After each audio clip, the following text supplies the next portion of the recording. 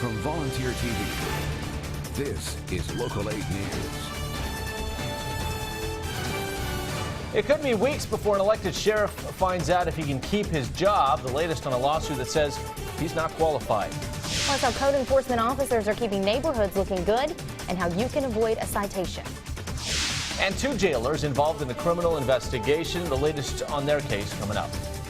Local 8 News this morning starts now.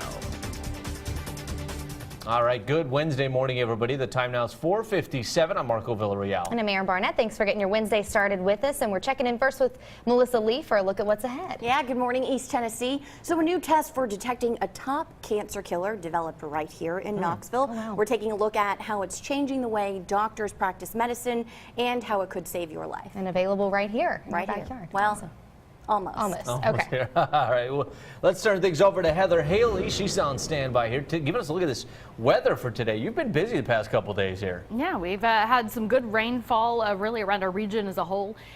Just some fog forming at the surface. And tracking crime in your neighborhood as we start our top stories this morning. Over in Granger County, 2 former county jail employees have pleaded guilty to criminal charges. Jacob Lael pleaded guilty to theft and Tyler Farrow pleading guilty to bringing contraband into the jail. Now, the jailers were investigated after 3 inmates had escaped, and hearings for 2 other officers are set for December. In Blount County, a couple on the run since September is now in jail in Florida. Police say that Herschel and Karen Bedsole had ran to Sarasota County with drugs when gun and money were found in their home in Alcoa. The Bedsoles called officers to their house because their son was missing. The son was then found hiding in the woods. Police then found the guns, drugs, and much more. Well, several national night out events were canceled last night because of the rain. The good news is that they are, some of them at least, rescheduled. And we do have a list of those on local8now.com. We know that National Night Out is a huge event meant to reduce crime and bring neighborhoods together. We're covering America now. Over in California, a pilot died fighting a growing fire in Yosemite National Park. Fire officials say that the air tanker crashed near the park trying to fight that fire. We still don't know who that pilot is, but so far this fire has scorched more than 100 acres and forced an evacuation of the park yesterday. The FAA plans to transfer air traffic service back to a facility in Aurora, Illinois. This comes 2 weeks after hundreds of flights were canceled there.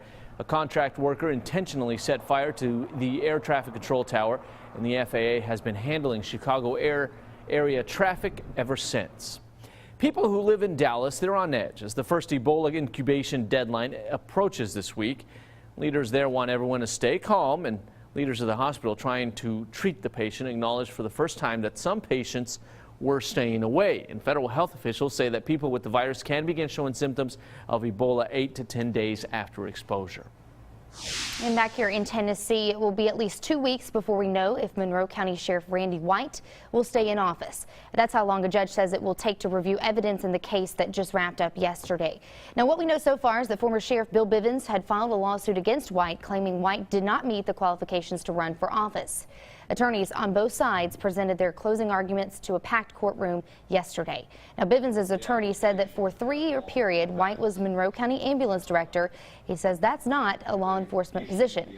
But White's attorney argues White did meet the qualifications between working at the Sheriff's Department and the Vonore Police Department.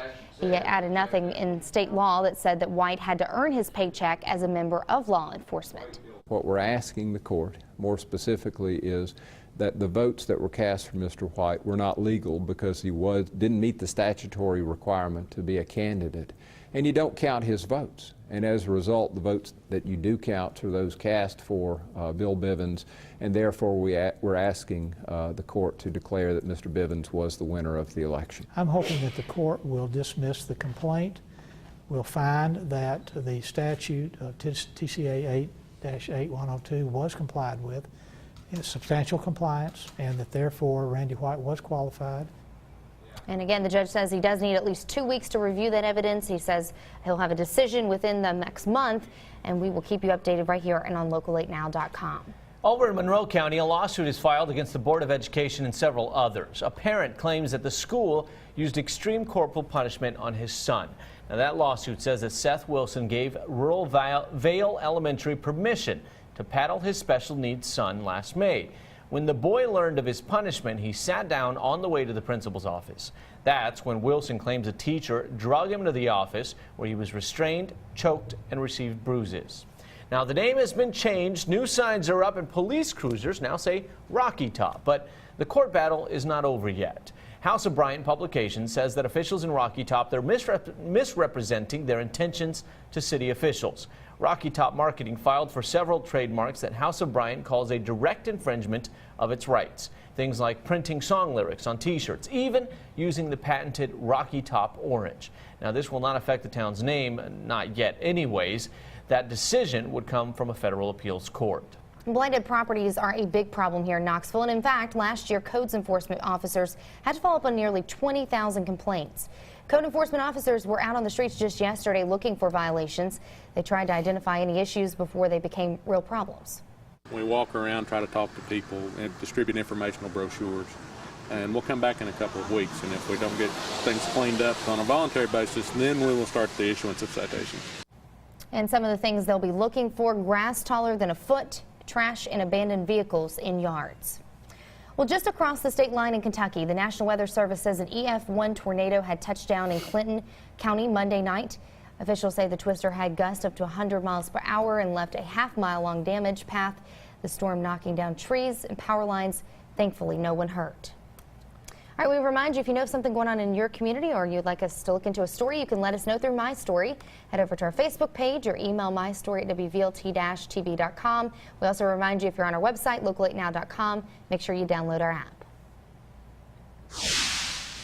All right, taking a look at what's happening today. First, Child Health Week continuing with the International Walk to School Day. This day is meant to gather support for safer routes to school, also promoting physical activity. Yeah, and yesterday, I'll tell you what, it was cute explosion. You would have not been able to handle how adorable these little kids were. I was hanging out with these kids to see what kind of healthy lifestyle choices they were learning about and making, and it turns out that Healthy Habits Learning Day. Yeah, look how adorable these kids are. This is the Fair Garden Learning Center in East Knoxville. Now, these 4- and 5-year-olds, they focused on healthy eating, which is important, exercise, getting rid of germs, and dental care. Now, the lessons they learned this week will last them a lifetime. We don't want our kids getting sick, and so this is basically just the best way to do it. Teach them to wash your hands, make sure if you're sneezing, cover your sneezes. So this is just a really great time to teach them how to stay healthy, and they can do some things on their own. Now, tomorrow, Knox County schools will offer students free breakfast with healthy French toast sticks. Did you know that that could happen? French toast healthy. All right, you can help the United Way of Greater Knoxville all this week just by filling up your tank. Local 8 Sports Director Rick Russo. You see Michelle Silva there doing a little wiping down of the window there. Also, Shirley Nash Pitts. They were over at Pilot Pumpers yesterday, or they were Pilot Pumpers yesterday. Holly Warlick is going to be at the Pilot on Cumberland Avenue at 7:30 this morning. So if you want a chance to say hi to her, you can head over that way. And Mayor Madeline Rojero, she's going to be on Chapman Highway this afternoon at 4:30. New this morning, a new study suggesting devices meant to keep us safe in the car are actually doing the opposite. Yeah, this comes from AAA, a study that proves that hands-free technology actually increases your mental distraction. The results suggest that developers can improve the safety of their products by making them less complicated, more accurate, and generally easier to use. I know the system in my car, it won't let you do everything unless your vehicle's actually stopped. Right, yeah. So that's good. I was car shopping several months ago, and I remember being in cars, and they were like, "Oh, look at all this fancy touchscreen, this and that." And they talk to you. I can't use that when I'm driving. Why do I care? Just give me a button. You know what you guys just made me think of? Last night, the National Night Out. Yeah. Rural Metro had their fire truck there, and they let Logan sit in the truck. And he sat in the driver's seat, and he pointed to their GPS, and he said, "Watch TV." Oh, but you know what? That's what a lot of people, they see that big screen, and they're like, watch TV. Yeah. Like, it's just, that's what the minds are honed in on now. It's like, yeah, keep it simple, eyes on the road. I don't need bells and whistles. Shiny objects will distract me. All right, 5:08 now with your weather on the 8th. I hope everybody's having a great start to their day. Hopefully rumbles of thunder didn't wake you recently. And sunshine back. Yes, all right. Finally. She said the magic S word there, sunshine. I got caught up on all my naps, so I'm ready for the sun to come back You're out. ready. All right, Melissa's here. You're taking a look at everything online and saying what's the best stuff we need to look at today. Yeah, some outrageous things happening online. What would you be willing to sell or trade to get your hands on a new iPhone or iPad? my co-anchor. No, I'm just kidding. Oh, I'm just kidding. Oh, you can have my busted phone to trade in, Marco, all right? Well, you guys, it's a real estate listing you wouldn't expect to see that's coming up. And we love our little Cody here, our pet of the Cody. week. We remind you can still take this little guy home. He's adorable, he loves attention, and just the sweetest thing ever. Humane Society's where he's at, and there's the number on your screen. Poor boys and pilgrims with families, and we are going to Graceland. All right, we're taking a look at what's trending online because there's so much good stuff out there, but luckily we have Melissa who scours the entire internet in like an hour. That's and then what tells I'm us here for, what y'all. to look That's at. what I'm here for. All right, we've heard a lot about these new iPhones and the iPads, and you even talked to us a few days ago about a gold one that's going to be coming out. So there's a new smart ring too. I mean, everything's coming out Everything's right now. smart too, right? Yeah, everything's all right, smart. what would you be willing to give up though to get your hands on one of these latest devices? That's the big question this morning. All right, well, I'll tell y'all what one man did in Detroit. He's offering to sell his house for a new iPhone. Oh wait, what? I can't even keep a straight face and You say can't this. you can't live in the clouds. Right. So he's also willing to sell it for a 32-gigabyte iPad. Now, the homeowner supposedly tried selling the rundown house for months now. He lives in Austria, and he's actually never been to the U.S. Yeah, he bought the home for $41,000, and the mortgage would be $11 per month. But the house is nowhere near ready to be moved into, and another thing, the house also has $6,000 in back taxes. You know what though? Yeah. Look at that. It's a brick house. Maybe Siri could It's figure it all probably out for him. structurally sound. $30,000. I don't you know, update Marco, about being structurally sound. Wow. And the But back taxes, he's gotten yeah. a lot of calls and 3 serious offers. All he wants is the iPad. You Yeah, never know. or the new iPhone. All right. Well, what do you do with that? Okay, so, and there's another guy who's doing something a little weird. Have you ever wondered how many times you'll sneeze in your lifetime? Well, No, here, but since I I am moved now. to East Tennessee, I've been sneezing a lot. So my Me allergies too. have been crazy. Me too. So this guy, he decided, well, he was curious about it. His name's Peter Fletcher. Back in 2007, he wondered how many times he might sneeze in his life. So he started counting. Every Okay. time he sneezes, he makes a note of the time and date, location, and what he happens to be doing at the time. And his sneeze count is currently just over 4,000. He says he's discovered a lot about his life by keeping a record. I was of gonna say, I wonder what this. you could learn about your location and what Yeah. you're doing at the time. I think he Interesting. said something about how he actually he gets less work done because of it. Because of the sneezing. Yeah.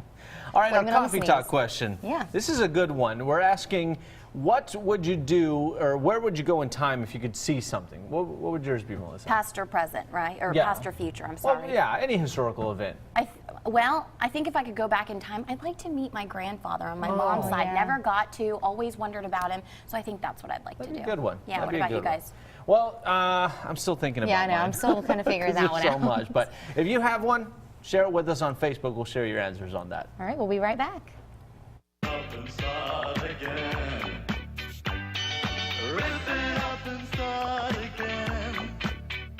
The only station with weather alert days.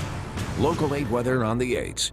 And good morning to you. It is now 5:18 on your Wednesday. We've got something to perk you up here. Need some sunshine and warmth to go along with your $25 gift card to Minchie's. Well, you could be our Facebook fan of the week. Remember, every Friday first at 4, we're announcing the weekly winner. So some good news there that it's really, really simple to enter. All you got to do is like the WVLT Facebook page. Then you fill out the contest entry form and upload your picture because we'll brag on this week's winner Friday first at 4. At 5:20 now, it's actually time for your Ask Heather question of the week. This one comes from Brian. He messaged me and said he wants to know, number one, who names tropical storms and hurricanes, but also why they are named. So this is how it breaks down. The World Meteorological Organization, all right, yes, there is a master group of meteorologists that has a very strict guideline as to how they name these storms. One of many, many topics they discuss on a regular basis, but on their log here, they have determined that they have 6 lists of 21 names each. So that means every 6 years it rotates out. This year's names, 2014, these will come back up in 2020. We've already used a few of those, but there are 21 names on this list coming up. If you know a Kyle, tell him he's on the list for this year. Omar, Paulette, but these are the names that they have picked currently. They wanted them to be pretty simple names, easy to pronounce, easy to remember. But if they go past that 21 name list, they will actually then start going to the Greek alphabet. Now, there's one thing that'll change that list, and that's if they decide to retire a name. For instance, you'll never see a Hurricane Katrina again. The name was retired in 2005. Actually, there were several names retired in 2005. If a particular storm is damaging, deadly, for sensitivity purposes, they stop. Now, here's why they started naming them. Can you imagine if every single one of these storms from 2005 was named based on latitude and longitude? Yeah, a lot of numbers were thrown out decades ago, and that could get very confusing and really dangerous for people out at sea. So that's why they started going to a naming system with everyday common names.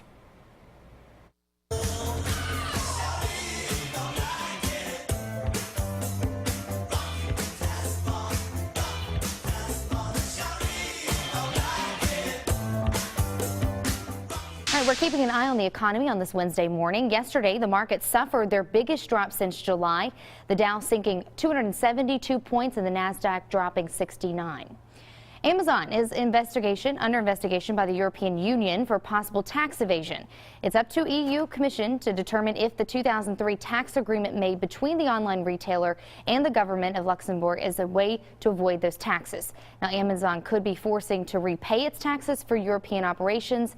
Apple, Starbucks, and also Fiat are being investigated as well. All right, talking about bed bug travel in luggage. Probably not the best thing to talk about in the morning, but we got to talk about it because a new weapon is helping keep them from coming home with you. Good news here. Thermal strike suitcases plug into a socket and heat up the interior to 140 degrees. According to the company's CEO, that's enough to kill any bed bugs and the eggs that make their way inside. And TripAdvisor's annual list of the best restaurants is out here in the U.S. and taking the top spot is Analia in Chicago, followed by 11 Madison Park in New York City and restaurant Ghirardelli in San Francisco. Those rankings based on comments from travelers and taking into account the quality and quantity of reviews received over the past year. And coming up, we're going to be talking about the type of smart cup that could be just what you need to track what you drink. We're going to be right back in just a few minutes. First, taking a beautiful look at the fall colors over in Colorado. Every morning song, I have to find that melody alone. But we can go ahead. 5:28 now with your weather on the 8th. You have at least the rain getting out of the way right now. All right, more from Heather in just a bit. First, we're tracking crime in your neighborhood this morning. A father in Cott County is charged with attempted second-degree murder. Investigators say he shot at his son. Now, the sheriff says Rodney Lane was chasing his son when he crashed his truck. They say when his son and a friend tried to come back and check on his dad, that's when he opened fire. Officers found the dad with a loaded .40 caliber handgun and another weapon in his pocket. Lane told investigators he was trying to kill his son, and a friend of family says that his dad thought his son had stolen from him. A Monroe County man got a lot of trouble for building his house. At first, he had lived in a cabin in the woods, but now he's staying in jail on federal charges. U.S. Forest Service agents say that Terry Sharkey had cut down trees in the Cherokee National Forest, then used them to build a log cabin inside the forest. A helicopter first spotted Sharkey living in a tent back in April. Now, months after that sighting, agents found him holed up in a cozy cabin. It was complete with a bathtub, several bedrooms, even a garden. Investigators say that they saw him cutting the trees to build a second structure as well. So again, he is facing federal charges. We're covering America this morning. The Dallas hospital treating the first case of the Ebola diagnosed in the U.S. says Thomas Duncan is breathing on a ventilator and is undergoing kidney dialysis. Now, Duncan is in critical but stable condition. He's receiving an experimental drug. It's the same drug that's being given to a TV cameraman at a Nebraska hospital. President Obama is going to meet with combatant commanders at the Pentagon. It's to get an update on the fight against ISIS militants in Iraq and Syria. American aircraft hit ISIS targets near the Syrian border, and a Pentagon official says air power alone cannot save a border town from falling under ISIS control. The FBI asked for the public's help in identifying an ISIS fighter. He was featured in the Sunni Muslims terror group's propaganda videos.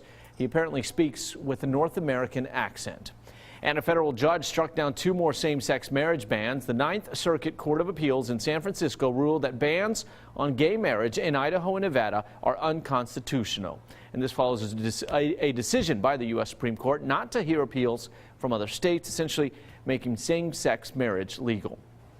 Right, covering Tennessee this morning, you've seen the signs, maybe the bumper stickers and the T-shirts. all asking you to vote on Amendment number 1. This is all come November, but do you know what Amendment 1 is actually, or how your vote could impact abortion laws here in Tennessee? Amendment 1, if passed, could give state legislators the power to create abortion laws. Supporters of the Yes on 1 campaign would like to see more abortion regulations, but supporters of the No on 1 campaign see this amendment as an invasion of privacy. In order for this amendment to pass, though, the majority of voters who vote in the governor's race will also need to vote in favor of the amendment. Read what it actually says. Read the words and see what it is doing and what it's not doing. This isn't the only amendment on the ballot. There are 3 others as well. Amendment 2 would allow the governor to appoint judges if confirmed by the General Assembly. Amendment 3, if passed, would ensure Tennesseans would never have to pay a state income tax. And also Amendment 4 has to do with gambling. This would allow lawmakers to permit lotteries for charities. All right, the time now, 5:33. Hope your morning's off to a good start. While you're up and at it and watching our show this morning, we remind you, if you know of anything going on in your community, you can always let us know through Facebook. Email mystory@wvlt-tv.com. And if you do send in some information, make sure you include a phone number so we can follow up with you. All right, people in Seymour, they're worried about their pets and their kids. TWRA officials say coyotes are getting close, and their lack of fear makes them dangerous. One dog's ear was bitten, and the owner says that it could have been much worse.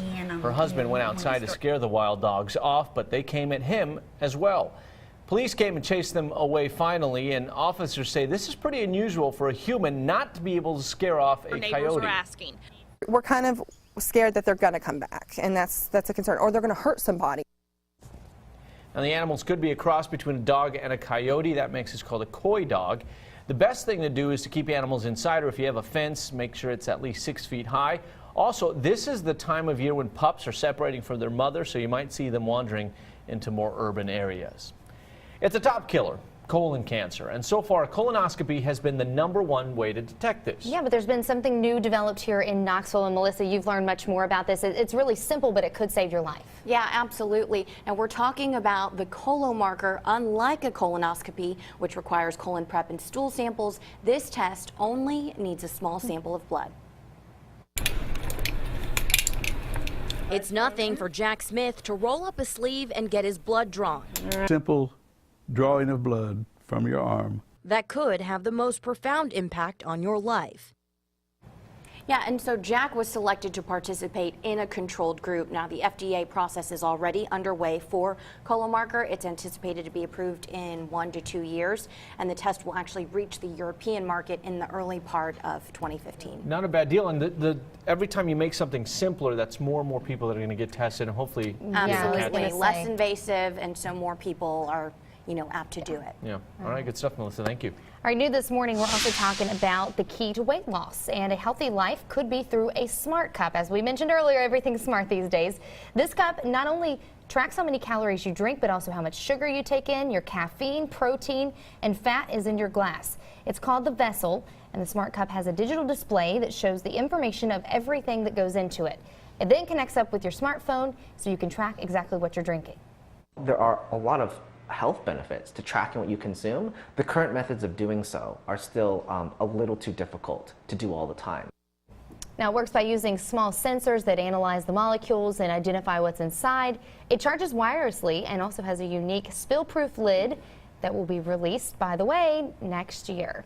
We need smart coffee cups to cut us off when we've had too much caffeine. It almost sounds like it's a sippy cup, smart cup, yeah. Sippy smart cup. For adults. For adults. I did just picture some of Logan's cups. Just me walking around. A little sippy cup. This is my smart cup. No, yeah. I swear it's smart. It's for my health. We are not far away from that future, with characters on the side. Yeah, exactly. He does love his Thomas the Train. Just saying.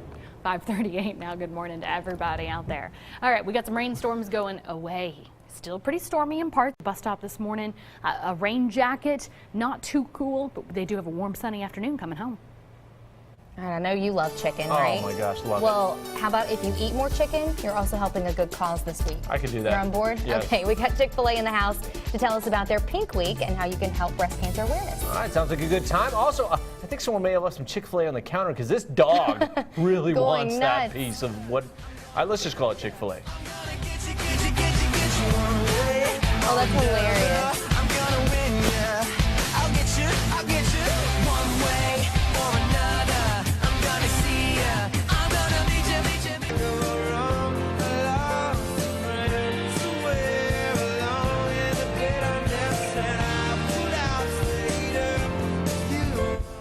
right. We know when this guy's here, we're talking about some good food, right? Eat more chicken this week, and you can actually help the fight against cancer. And I have Melissa McKay from Chick-fil-A here, also Amy Fields from the American Cancer Society.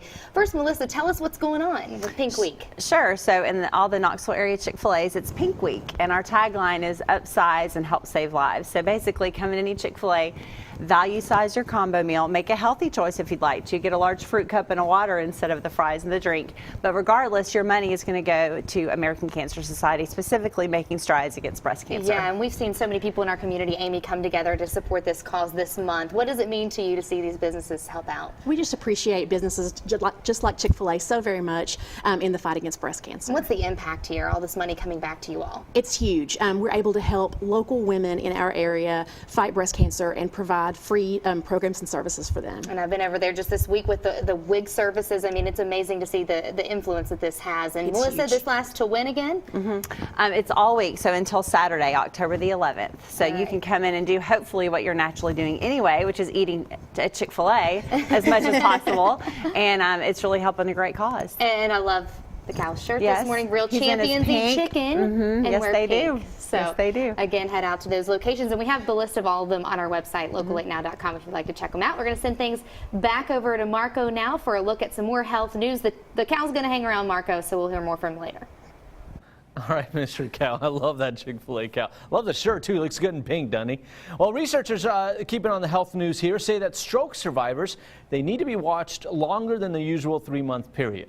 A new study showing that patients have a 10% chance of having another stroke or a heart attack in the first year, and that remains a high risk for the rest of their lives. New findings show that doctors prescribe more antibiotics in the afternoon. Researchers looked at 23 primary care practices for a year and a half, and they believe this increase happens because some doctors get worn down over the course of the day. And we're going to be right back with a look at sports and weather. Make sure you stick around for that.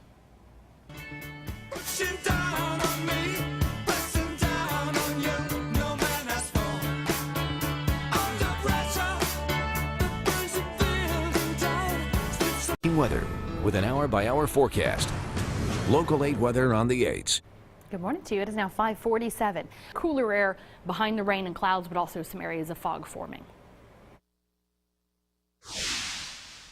Well, it was back to work for the Big Orange yesterday as Tennessee continues to try and put the loss to Florida behind them. And that is a look at sports this morning. All right, we've got your news up to the minute you wake up at 5:51. Here are a few of the stories that we're going to be working on in our next hour, starting with a man now facing federal charges. Yeah, it turns out he was building a house, and that's not the problem. It's where he was building the house. A lot of the people, U.S. Forest agents say that he cut down trees in the Cherokee National Forest.